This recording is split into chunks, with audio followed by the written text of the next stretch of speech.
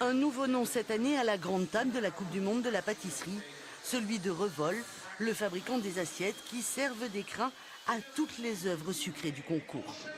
Cette entreprise fait partie du patrimoine national et régional. Je sais, on est un peu franchouillard, mais là, c'est une des rares entreprises qui fabrique ses propres assiettes dans la région Rhône-Alpes.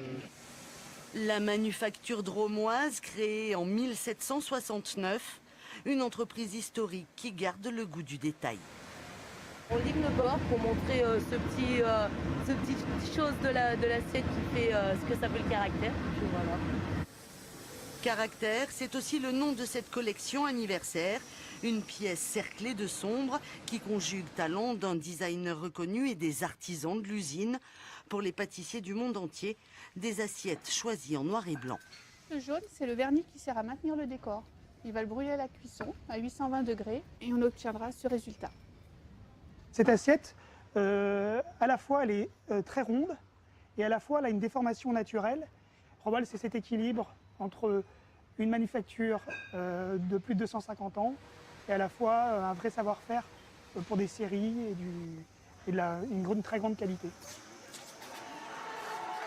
Une vaisselle sur laquelle tous les regards sont aujourd'hui braqués, mais surtout parce qu'elle sert de support à la grande nouveauté de la Coupe du Monde, un dessert à l'assiette entièrement végétalien, une épreuve complexe pour tous les candidats. Sans œufs, sans lait, sans beurre, sans aucun produit animal. C'est très compliqué, la matcha grasse. Il faut le remplacer avec des matchas premières qui ne sont pas habituelles. Donc il faut trouver un équilibre. C'est des tuiles à la noix de coco avec du beurre de noix de coco, donc c'est vegan.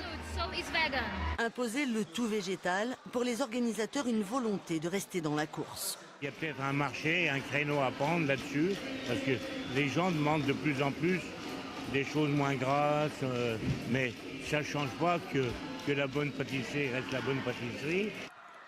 Innover pour obtenir des textures et des saveurs qui dénotent parfois, mais doivent toujours séduire les papilles d'un jury à la pointe de l'exigence.